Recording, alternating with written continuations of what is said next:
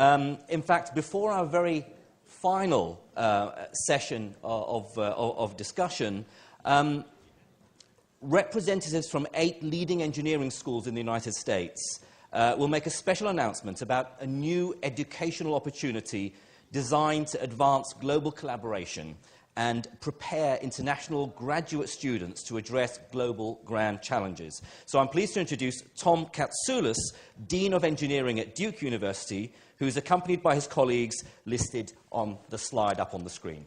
Tom, fantastic. Thank you. Over to you.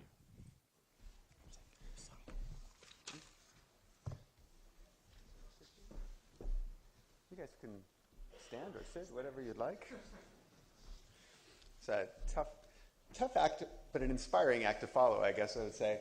One of my faculty advised me when they learned that we would be following Bill Gates, but not realizing that he was only on screen, to look around the podium for something he might have dropped that would help fund the program we're about to announce. But I guess it won't help in this case. But let me introduce my colleagues here. We have Professor Rick Miller from Olin College, the president of Olin College, and Dean of the University of Southern California, Yanis Yortsos, Christine Ortiz, Associate Dean of Engineering at MIT, Eric Bray, Associate Dean of Engineering at Illinois Institute of Technology.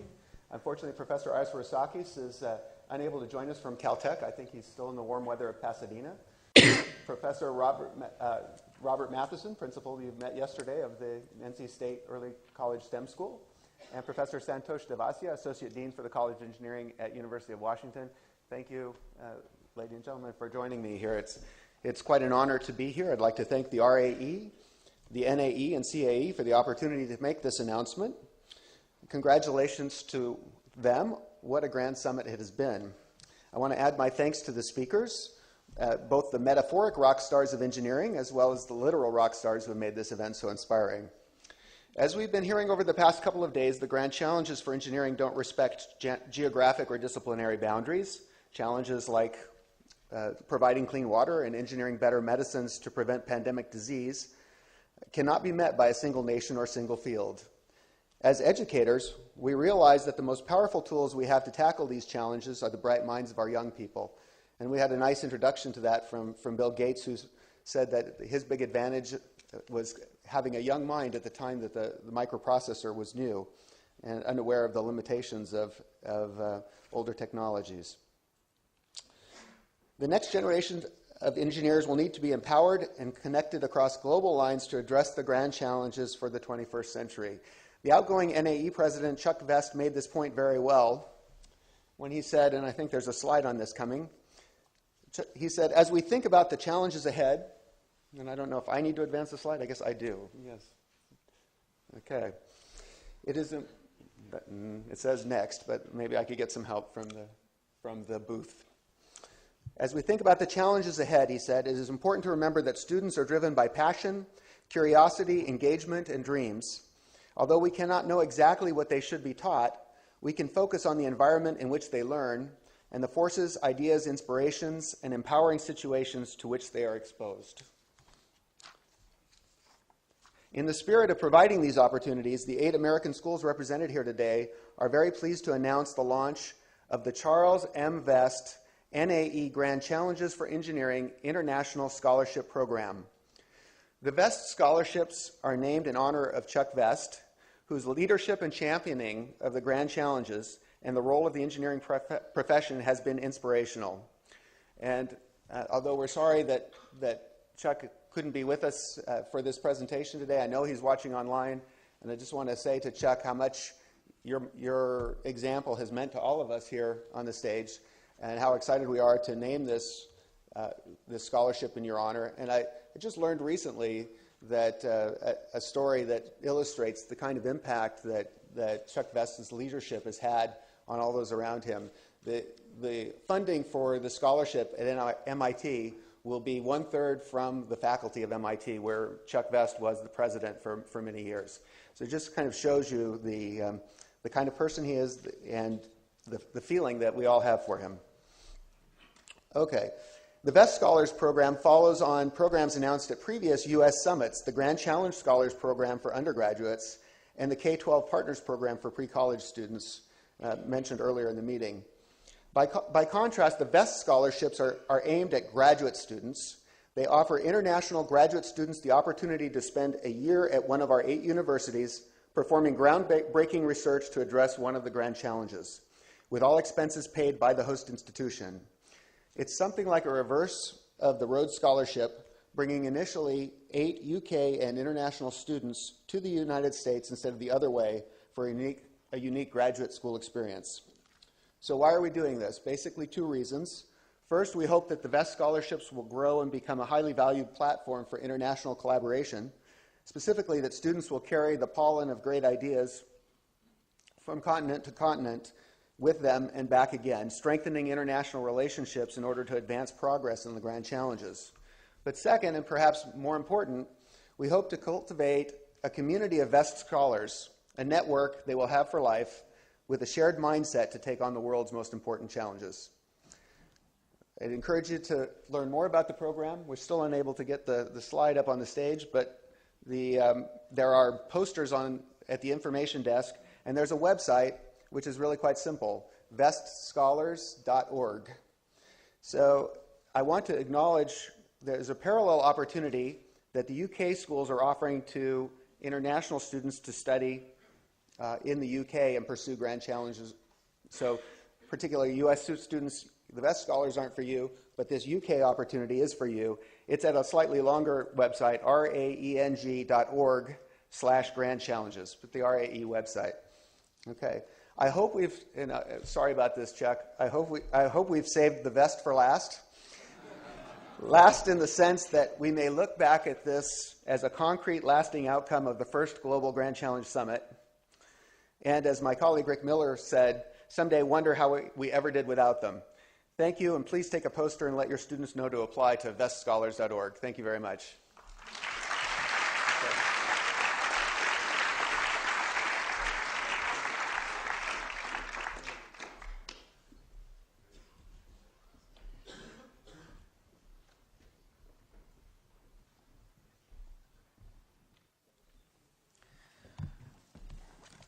Okay, well, we're on the last session now. If I could invite the panelists to maybe join me on the stage now while I introduce the final session.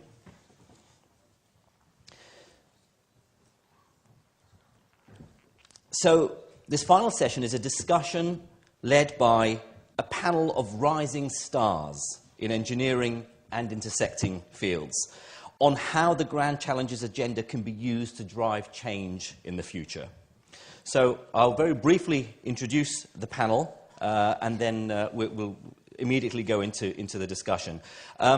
We have, from the far end, Yewande Akinola, who's engineer at Arup and current IET Young Woman Engineer of the Year. Jared Drummond, who is an MBA candidate at Oxford University. He'll begin his doctoral studies in mechanical engineering this September. Jilei Ho, who's head of Qualcomm Research in China. And Dr. Eleanor Stride, researcher in encapsulation, ultrasound therapy, and medical imaging at Oxford University. Right.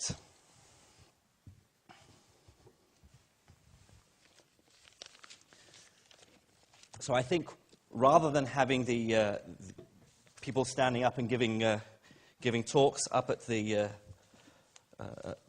pulpit, as it were, I'll ask each panelist, I think, to briefly introduce themselves in turn, and maybe, once they've introduced themselves, to answer the following question. What is the key message that you'll take away from this summit? Do you want to kick us off? Yes, I would. It's been amazing being here the last couple of days, the last 2 days. As a young engineer, once in a while you need a bit of a lift, something to kind of keep you going, keep you interested in engineering, keep you enthused about engineering. And I can say the last 2 days have definitely done that. I work as a design engineer for a company called Arup. And over the last 5 years, so straight after university, I've had the opportunity to see where engineering fits in developing countries as well as the developed world. And there's so much talk about sustainability in the developed world and providing basic amenities in developing regions. And you can see there's a common theme, you know. It's about using limited resources to make lives better. So it's been amazing being here. It's been really, really good and useful. One thing I'm definitely going to take away, I work in building services, so it's all about designing water supply systems for buildings, if it's a 300-meter tower in China or a school in the countryside in the UK. And one thing I'm going to take away is the fact that we can probe our lives and the way we live and the way we interact with the environment to design better, responsive systems in our buildings. I think that is one thing that's come out of, you know, all the talks on biomedical engineering, all the talks on computing. I'm going to look at my computer in a completely different light now. Completely. It's not just spreadsheets. It's about data collection. It's about interpreting the data. It's about telling a story from the data that I collect. Thanks, Yolanda. Okay, Jared, over to you. So as has been mentioned before, my name is Jared Dunman. I'm currently studying at Oxford University, and I'm actually here because I graduated from Duke University in 2011 as a Grand Challenge Scholar, so I'm really excited to be here. My work mostly nowadays is on energy generation and distribution systems, both developing the technology and working to develop distribution systems as well and demand management systems. So across the board, looking at that kind of sustainability, resiliency challenge, and a lot of the things that were said here really resonate in that regard.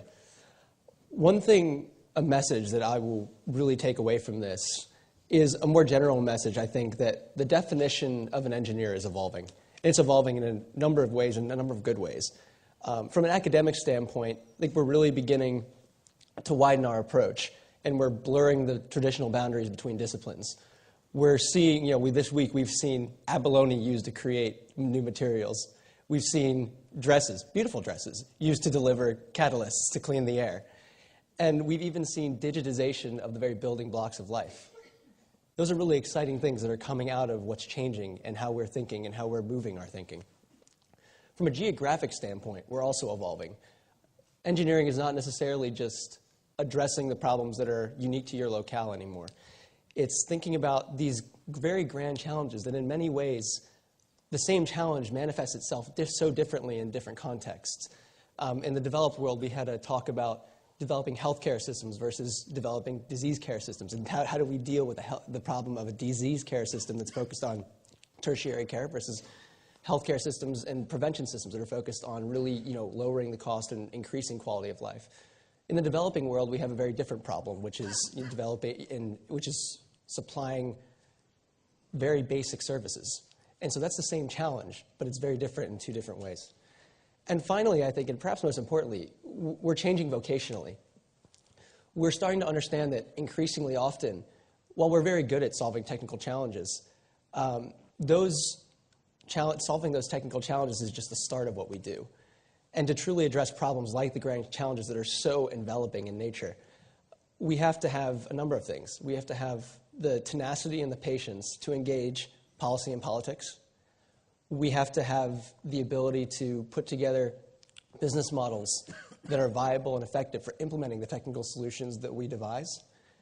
And finally, we really have to do on a social level what's necessary to make the general public aware and to kind of create the behavioral change that's necessary to address problems that affect billions and billions of people. And so I suppose to summarize, as engineers in the future, we're really not just going to be counted on to deliver technical solutions to technical problems. What I'm really taking away from this is that we're going to be relied upon to apply that technical knowledge to develop and implement holistic solutions that really deal with society's most pressing challenges. Thank you. Okay, Julie Ho, over to you. Thank you. First, it's a very honor to be a part of this great event. Actually, I have attended a couple FOE programs from NAE and also joined it from NAE and CAE.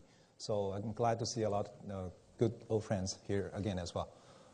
In terms of the key messages I have taken away, probably there are two aspects.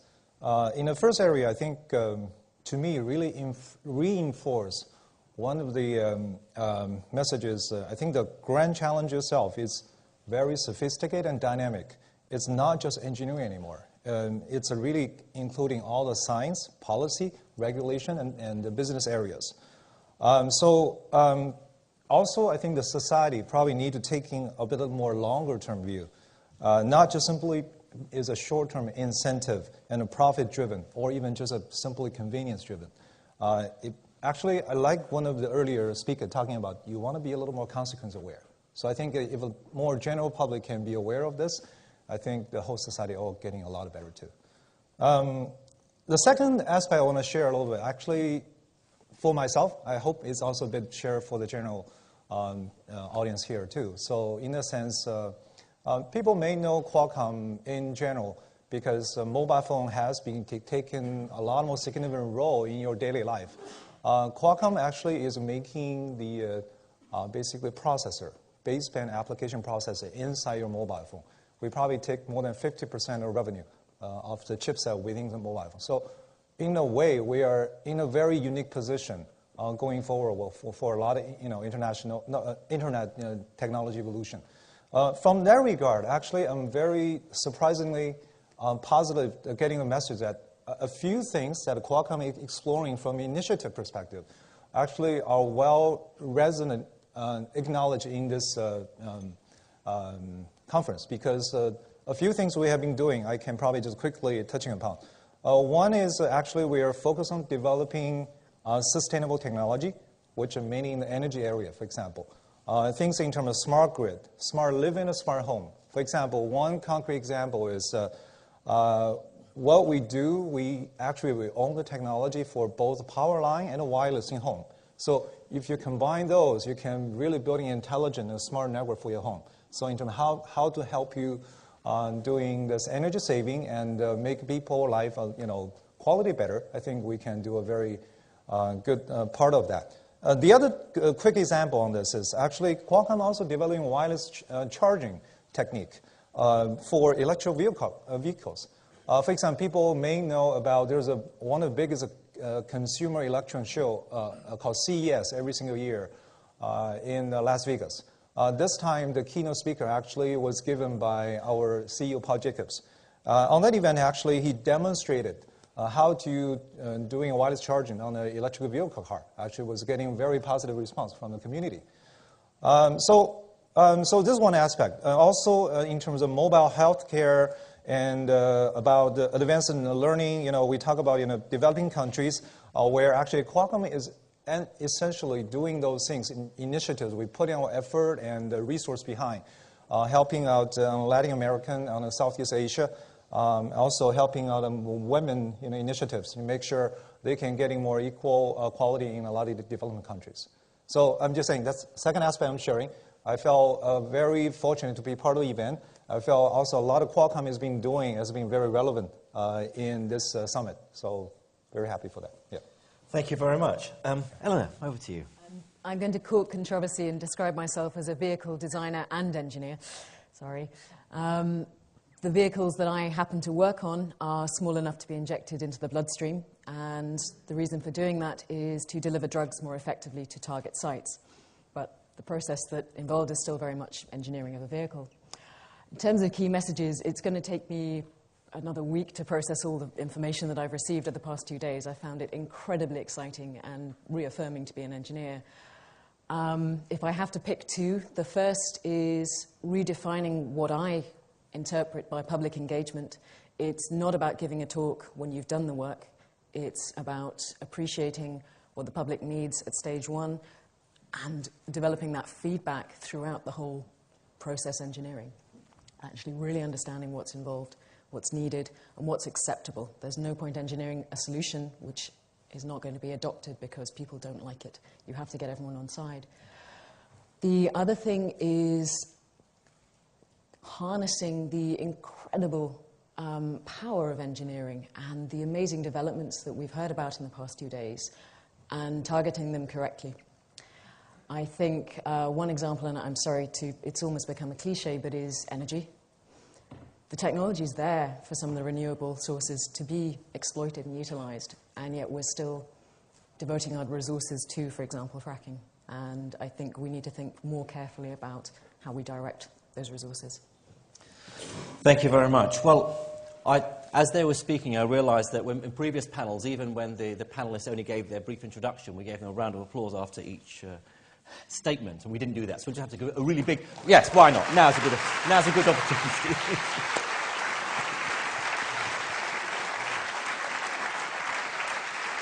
Thank you. It's your fault as much as it is mine, so...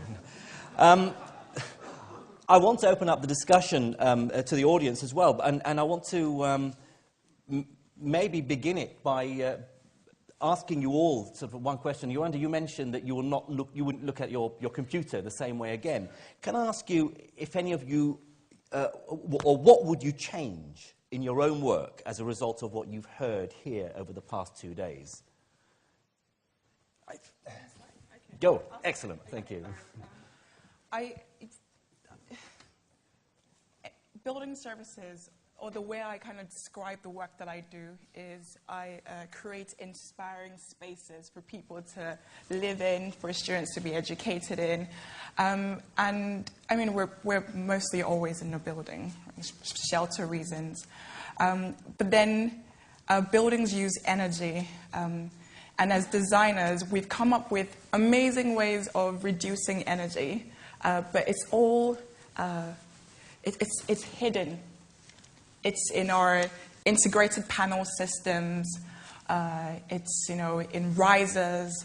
And I just thought, just from listening to all the wonderful talks yesterday and today, it would be great to bring all of that creativity, all of that sustainable engineering to a place where people can actually see it, can interact with it, can be inspired by it. So bring the art into engineering. So you go into open spaces and buildings, and you've got, art right in front of people that tell people how much water they're using and how much electricity they're using, something they can visually relate with. So there's a big word coming up there. I don't know, visual sustainable engineering, I don't know. Yeah, but that is what I'd be hoping to do when I go back to the office, actually. So my clients are kind of in for a bit of a... shock. A bit of a shock, yeah. Thank you. Anyone else want to? Jared, yeah. Yeah, I think there's a few things that I'll take away back to my work in particular. And one of them is that as a guy who's looked at energy for a while, and particularly in the context of sustainability, one of the questions you always ask is, how does this affect carbon cycles? How does this affect pollution? How does this affect resource scarcity? And those are all sustainability questions in one sense. On the other hand, one of the things that I really picked up on was actually in the last panel was the idea of balancing sustainability versus resiliency in our systems, because you can make a very lean, very sustainable system that is extremely vulnerable to shocks. And in many cases, if we don't design these systems effectively, those shocks are going to cause huge damages and huge problems. And so finding ways to design sustainable systems that are still robust to shocks is something that I think I'll probably incorporate a bit more into the way that I consider large-scale energy systems like combustion systems, solar systems, grid-scale systems, and thinking about how we make those things interact to form a grid infrastructure that is robust and yet is sustainable for the future as well. And I think another thing that I'll take is, right back to my own work, is the concept of synthetic biology, which is something that I knew existed, but certainly I think that the conference has emphasized the degree to which that is really a frontier in engineering right now. And it's something that if you're thinking about, even in my field, understanding how different gases combust, understanding how potentially biologically sourced fuels burn, you have to think about where those fuels come from. And now instead of thinking about, well, we have so many plants that exist and we have so much biological material that exists, you can then start to think about, well, how do I make the ones that I want? How do I work to build systems that are, conceptualized from fuel design through, combustion, through, carbon mitigation and all these sorts of things. So taking synthetic biology back and taking that in the context of resiliency and sustainability is something that I think, has really resonated with me. Thank you. Anna. With As I mentioned, we're working on healthcare engineering solutions, particularly for drug delivery. As Bill Gates just mentioned, that's an incredible problem in the third world. I'm very privileged to work in a fantastically resourced leading teaching hospital where we don't need to worry about transporting the drugs, storing them. It's all done for us. And I think I'm going to take back the message that when we are designing our drug delivery solutions, we need to think about transferring them across the world and what that's going to involve in terms of their design. Yeah, I guess something to share. Actually, it's a bit interesting angle because I'm working for a US-based company, but now I'm based in Beijing, leading the R&D center there. But I think something unique I can have a greater impact from my work is, as some of the early speakers has been talking about, the CO2 emission in China is a pretty challenging issue in general. Again, I know that the China government are already putting a very good initiative and effort trying to solving the issue in general. But I'm just saying from my humble little person, what I can do is actually we also sponsor the China some of the top schools on their research program. We're supporting 10 schools for their 22 programs currently. So what I can do from our perspective, probably for the future collaboration from funding perspective, we can think about a little more the angle on energy saving and sustainability technology development angles. So on those things, also I think on my side, we probably like to do a little more promotion about this kind of awareness in schools and also hopefully in some more public domain as well. Yeah. Thank you.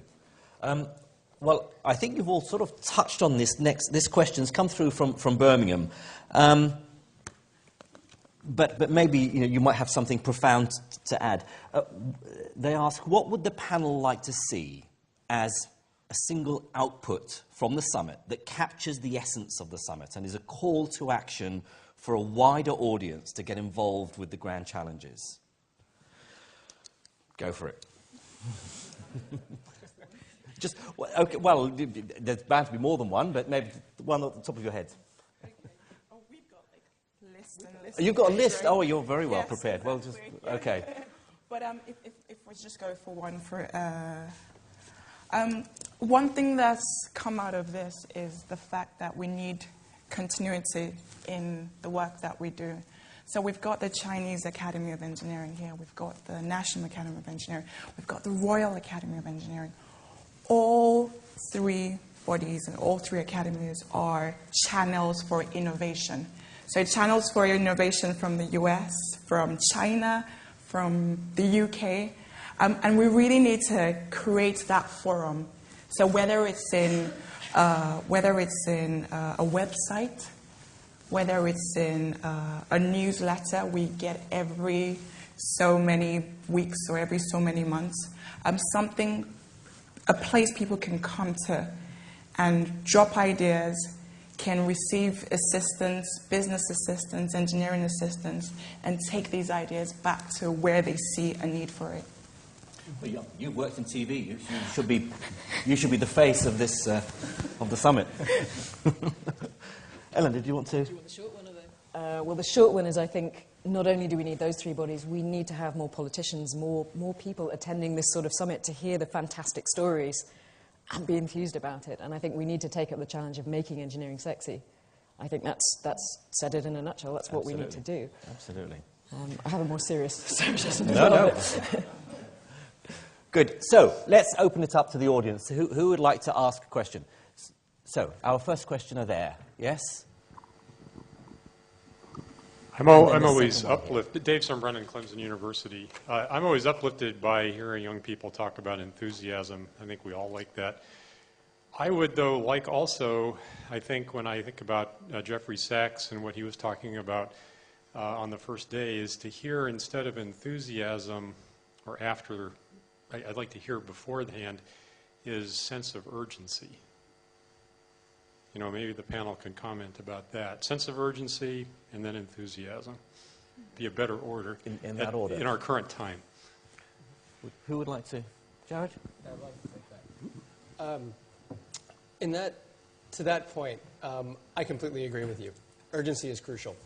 For the generation of engineers that trained me and that trained us, I know, for instance, in the United States, one of the big things that was that really caused a lot of people as a kind of a call to action was Sputnik.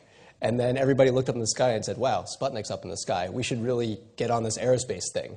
And that made an entire generation of people really interested in aerospace engineering. And when I and a lot of my classmates were growing up in the 90s, early 2000s, we were looking at the way the world was working and said, wow, this is really great that we have all this stuff. But if you told me that I was running my business, running my life out of a bank account that wasn't being refilled, in the sense that many of our natural resources are not being refilled, you start to think, that's not a great plan. That it's really not great planning. And so, absolutely, in the back of all of our minds, we understand that it's crucial that if we don't solve a lot of these issues, or at least get them to a point, a plateau where we can deal with them and slow down the processes of degradation and the processes of resource depletion and things like this, within our lifetimes, people after us are going to have a serious problem. So we're, hopefully I speak for all of us when I say, people in our generation know that. And that's, I think, one of the reasons that energy is almost a cliche, is because we all see that without that, all of the amazing things that we're doing in biotechnology, things that require refrigeration, delivery of drugs, storing drugs in the developing world, all of these solutions, they don't work without that energy. And so, again, it's close to my heart, but I think that is echoed across all the fields that we work on, and I think across, our entire generation as well. Thank you. Yes, so second questioner, yes.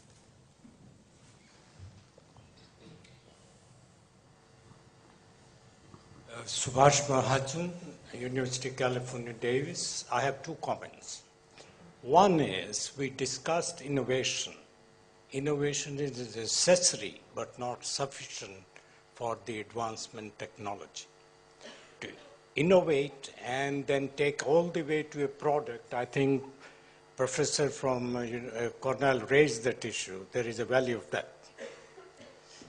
How do we deal with that? It's not just the money from venture capitalists. Small businesses in the United States create 60% of the jobs, but they have no access to the infrastructure for research. They can't go to the national labs. Overhead is too high, and universities don't return the answers in a time they need the answers, that duration. So there is a lot for us to do, and that aspect was not developed in this grant. Second thing is Mr. Gates, who pointed out material science is important. And there was no discussion, the role of materials in the development of technology. They are interlinked. Materials can be showstoppers of all new technology. I will give one example. That's the transistor. We knew semiconductors do exist, but we could not produce a transistor. There were too many impurities. There was work done to address that issue.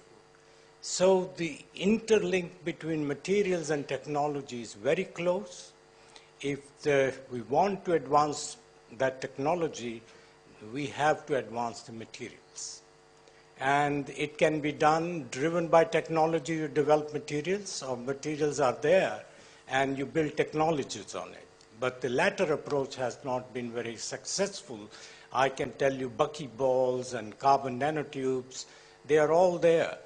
But we are still trying to find applications for them. So Thank you. Thank you very much. Did anyone want to comment on the comment? Or? Sure. Yeah, okay. Thank you very much. I would completely agree with your second point, which is material science is crucial. I couldn't do my work without that. My team has a material scientist, a chemist, as well as a biologist and a mathematician in it. I totally agree with you, and I think it is for the engineers to say these are the materials we need and to work with chemistry and material science to develop them. Do you want me to address the first point as well? Or? If you wish, the floor is yours. You're a panelist. I mean, you can comment. I agree, and actually one of the things I would like to see moving forward out of this forum is a national or international discussion on business models and intellectual property. I think, as has been said several times, other areas, other industries have started developing innovations in that area which will unblock the system of allowing collaboration between small and big companies and universities to get the solutions through quicker, and that also addresses the question of urgency, which, I completely agree with. Thank you. Our next question is, yes, you, yes. No, yes, with a yellow tie, if it is indeed yellow. Yes, that one. That tie. The wearer of that tie. Can you put your hand up? But you need a microphone.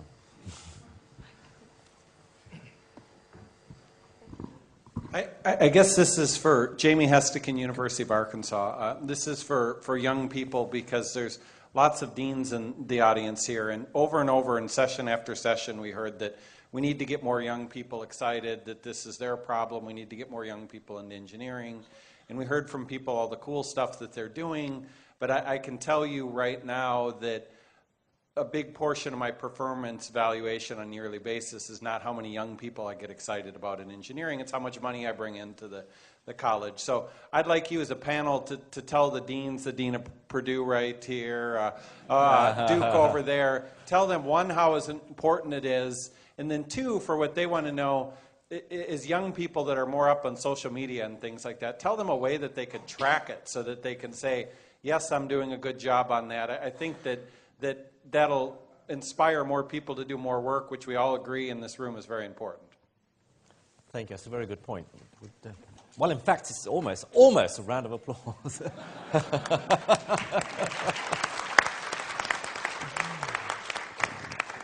Did anyone want to? Yes. Yeah, I could do that really quickly. I was going to say to the deans, are you on Facebook? I mean, I've had the opportunity of going into schools and speaking to, various age groups. And I remember one school I went into, and I thought, okay, how am I going to get these guys excited? So I did video games. I showed them clips from a TV series that I did. This is fun engineering stuff. And yeah, so I thought, okay, yeah, these guys are really excited. Yeah, they're all going to become engineers. And then somebody put up their hand, and I was like, okay, you got a question, thinking it might be an engineering question, like, oh, how did you get into engineering? And this girl goes, Miss, have you met Cheryl Cole? Does anybody know Cheryl Cole here? No. Some people know who I am. I know Cheryl Cole. Okay. And this is what they see, So we're not dealing with, we're not only dealing with the misconception of engineers in the classrooms. We're dealing with the misconceptions of engineers in the homes of people in the classrooms. And it's something that we kind of need to deal with and, target from grassroots level all the way right to the top. And it's for engineers, deans of engineering schools to speak to kindergarten schools, to come together to develop programs that welcome parents and welcome, friends and families into schools, into universities to say, this is what engineering is about. And these are the fantastic engineers that our school is producing. Thank you. Yeah. My answer to the deans, and it has been several times, is if we don't get the young people excited, we don't get any grants in the end because we don't have anyone to actually do the work. It's a very, very simple equation. Yeah. I think this actually gets at something that was mentioned a few times in the sense that as an engineering community, I think it's one thing to get kids excited in a way that schools can track. But I also think it's really important that if you've done your job, you can see that on a whole society-wide level. So if you've done your job, really making sure that people are excited about not just the discipline of engineering. That's one thing, the design, the mathematical understanding of how the world works and applying that. If you've done your job in making sure that kids are excited about realizing what challenges are facing them and really going after that, using their lives to address those challenges, I think that's a very serious thing that we'll be able to see in a number of ways. You can potentially track that in a number of ways, but I suppose one of the things that I would suggest would be just content generation. as an academy, as people who do engineering, one of the things that we really could put an emphasis on is things like op-eds, TV spots on national television. When there very, very serious problems arise, like the bridge falling down in Minnesota, I remember. I was surprised that I didn't see commercials every other day. You see them for interest groups in the U.S. certainly. I was surprised I didn't see a commercial every other day saying, by the way, this isn't the only bridge that happened to, and this is something we need to not only fix but also get kids on. We need to get people designing these things and understanding how they work. And so it's been suggested that there's the potential we could do an Academy Awards of our own, and that's maybe a bit of a radical, suggestion. But the point there is well taken. Is that if we do things to get ourselves in the public eye and in the public consciousness, we not only create people who want to do engineering, but we also create a society of people who, even if they don't become engineers, almost more importantly, they understand the challenges and they're engaged with the challenges. And to me, that's something that if it happens, you won't need to track it. You'll know. Thank you. Yes, our next questioner there. Yes, sir. Hi, my name's Alistair Nuttall. I'm from EADS. I just wanted to touch on something that Yuanda mentioned earlier, and that is that some of our greatest engineering is almost completely invisible. Take, for instance, the internet. All people want to do is go to Amazon and buy books on their Kindle. They don't necessarily want to understand how it works. Having recently become a father, I've found that there's a brilliant program at about 3 o'clock in the morning on the Discovery Channel called How Stuff Works. How do we go about making the massive achievements that we've made and are going to make, how do we make that interesting? How do we make it accessible? How do we show it rather than people just taking it for granted and assuming that when they click a button something will work? Thank you very much. I think it still kind of comes down to us interacting with the rest of the world. So interacting with the right industries, interacting with the media industry, and we have to do the work. Nobody is going to do it for us. We are engineers, we're most comfortable at our desk designing the amazing things that we design, but we have to kind of come out of that square and, call BBC, call, rock stars, pop stars, call Beyonce, and say, would you be interested in partnering with us? We have to. It's the way the world is going. And it does make a change. It does have an impact on people. So, if there's anybody here in the audience that's got any connection or any...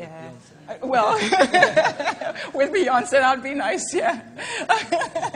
or with the TV industry, with Channel 4, BBC, we need to get the message across that we're engineers. We're willing to come out to help.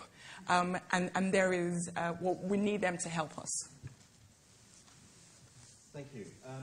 Tom, yes, you're next. I'd like to thank the panel for your perspectives.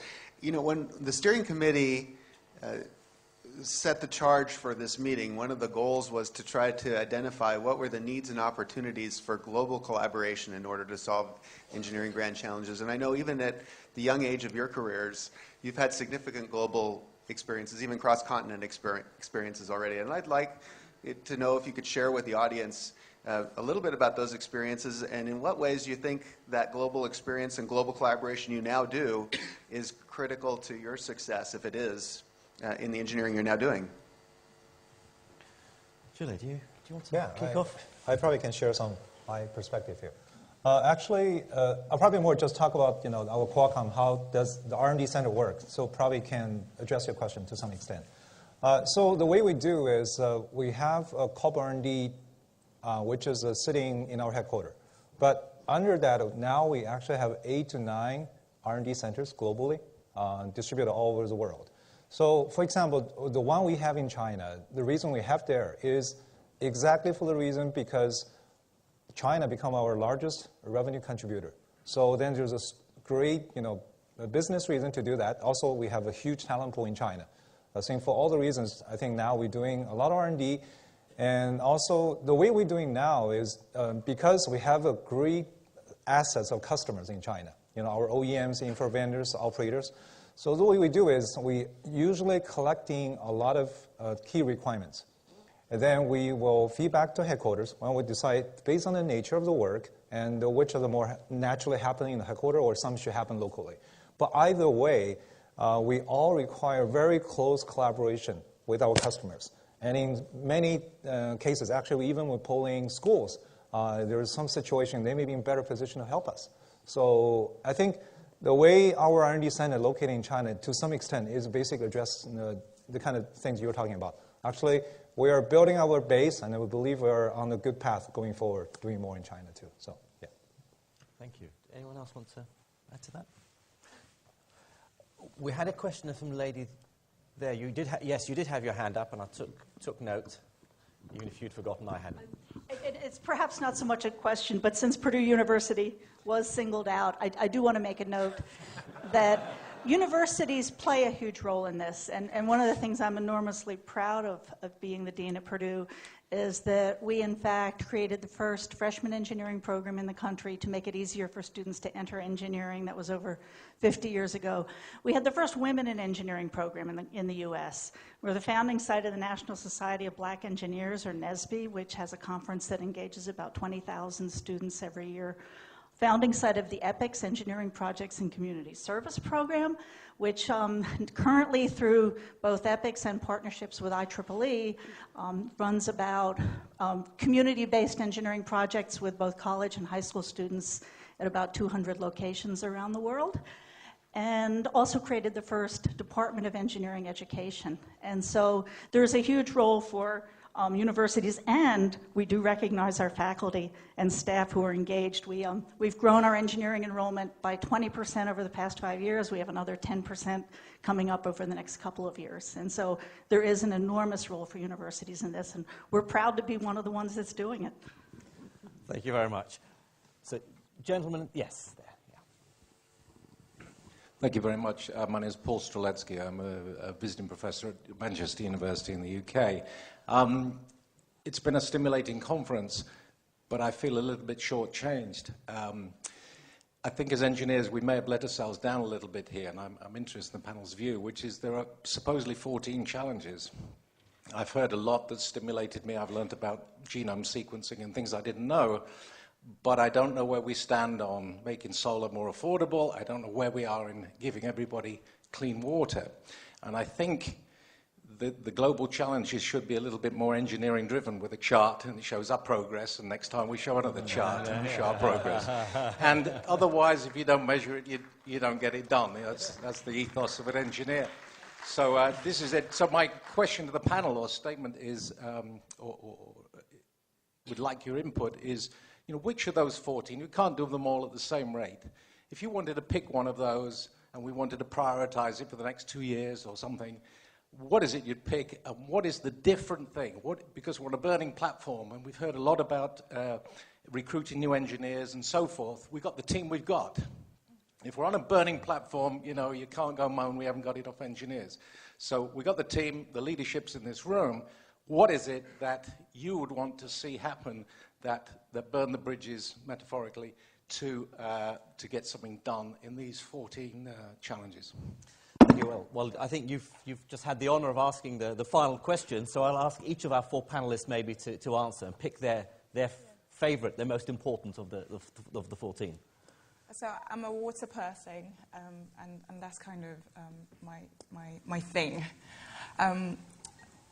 I've done some work in Southern Africa, and so you go there and you give them that great engineering innovation, and then you go back 2 years after, and it's all kind of gone, non-existent, gone.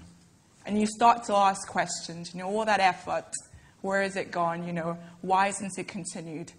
And the answer is there is no business model to support the engineering.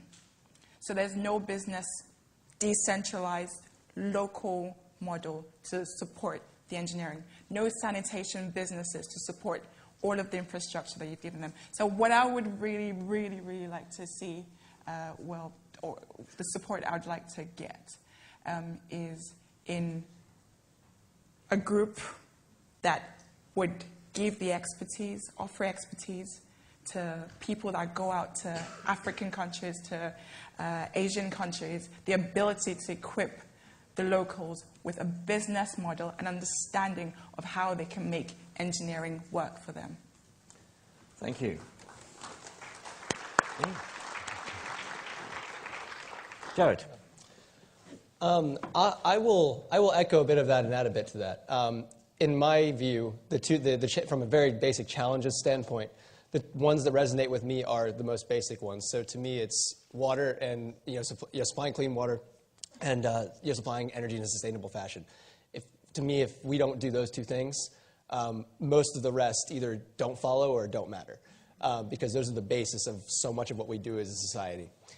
And they also have implications not just for quality of life, but for geopolitical stability going forward, for ensuring that kind of a set of peaceful societies that we have the world around. It's an important set of things to be able to provide. And I think that one of the most important issues for me in this area, and really understanding how you move the dial forward, so to speak, would be not just understanding how new technologies work, developing understanding of what technologies are out there, what systems already exist, and actually doing the very large-scale assessment of very large-scale infrastructure projects and which ones actually get closest to delivering the benefits that we hope that we supply by paying for them and by putting up a certain cost for them. Because right now, some of the work that I'm doing actually at Oxford is based around infrastructure projects and costing infrastructure projects. And actually, energy is one of the areas that we really don't have a great sense of. If you build X number of gas turbines or solar panels and you pay an X amount for them, how much are you getting? And in terms of allocating the very scarce resources that we have and that we as engineers are working to allocate appropriately, I would love to see a great deal of engagement on the part of the engineers here that have intense technical knowledge of those systems, to work with economists, to work with people who are on the ground doing these projects to assess not just do they work, but how much do they work in the context of what we paid for and what we allocated to them. Thank you. Julie. I think this is a great question you just asked. I think to some extent Qualcomm already engaged doing some area I just mentioned earlier. However, I think the more profound area, I think out of the 14 questions having listed, if you ask myself at this point, I will probably pick the reverse engineering of the brain. Because partly, I probably, myself as also as a group of company Qualcomm, we are a bit, big fan of supporting the first robotic programs. So you can imagine if you can understand the brain better, and plus, Qualcomm actually is a semiconductor company. If we can do anything in this domain, can build things, can really helping making a lot of good contribution in this area. I think it can open up the whole new world in terms of science, engineering, mathematics, and also biology and medicine. There are so many things can all coming up, I think, can make the society so much better. So I think that's my take. Yeah. Thank you. And finally, Eleanor. I guess fundamental human needs are water, food, fuel, in that order, so that would have to be the order I'd want them addressed. But I really want to completely agree with Jared. I want to know, why haven't we adopted these fantastic renewable energy sources if the technology's there? What are the bottlenecks in the system, and what can we do to remove them? Thank you very much. Well, that's it then. So please join me in thanking our 4 panelists and wish them luck for the future. Thank you.